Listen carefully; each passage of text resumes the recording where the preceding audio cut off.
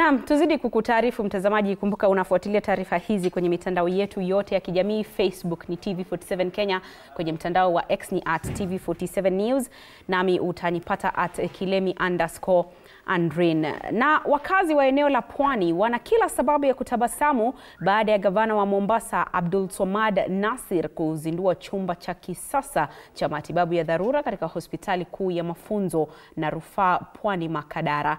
Kwa sasa kituo hicho kimepata muundo wa kisasa, mashine 15 za kupima mapigo ya moyo, machela 21, mashine 4 za kupima oksijeni na viwango vya kupumua.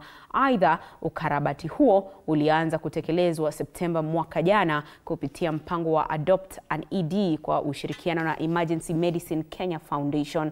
Vilevile, kulingana na usimamizi wa hospitali hiyo, watakuwa na uwezo wa kushughulikia wagonjwa wengi kwa muda mfupi, huku wakitoa matibabu ya hali ya juu.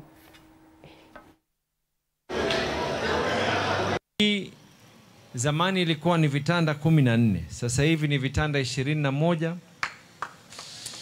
Kila kitanda ni kitanda ambacho kwamba ni cha sasa, kitanda ambacho kwamba kinaweza kufaa kwa daktari, na wewe mwenyewe kama ni mgonjwa unaweza kuwa katika sehemu ambayo hutoweza kuumia zaidi.